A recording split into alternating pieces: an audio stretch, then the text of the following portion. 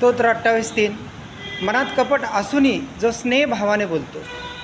मनात काय आहे? कपट आहे, पण बोलतो कसा? एकदम स्नेहभावाने. कसे आहात? बरे आहात का? म्हणजे त्याच्या मनात कपट आहे, पण त्याचं बोलणं किती चांगलं आहे बघा. अहो म्हणतात ना,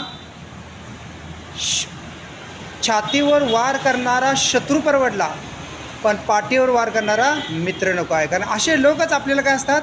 घातकी असतात. असे लोकच आपल्यासाठी डेंजर असतात. ते आपलाही घात करू शकतात, आपल्या कुटुंबाचं करू शकतात, आपल्या परिवाराचं करू शकतात. म्हणून मनात कपट आहे, पण स्नेहभावाने बोलतो. असे लोक ओळखा आणि त्यांच्यापासून दूर राहा. नाहीतर काय होईल माहिती आहे का? त्यांच्यामुळे तुमचा आणि माझा एक दिवस काय होईल? घात होईल. कारण वरवरचं बोलणं कधी पण काय असतं? धोकादायक असतं. मनामध्ये कपट आहे, पण तू बरा आहेस का? तुझी तब्येत कशी आहे? तुझं परिवार कसं आहे? तुझं कुटुंब कसं आहे? अशा प्रकारे विचारपूस केली जाते. पण आतमध्ये काय आहे? कपट आहे. असे लोकच आपल्यासाठी काय आहेत? घातके आहेत. असे लोक आपल्यासाठी धोकादायक आहेत.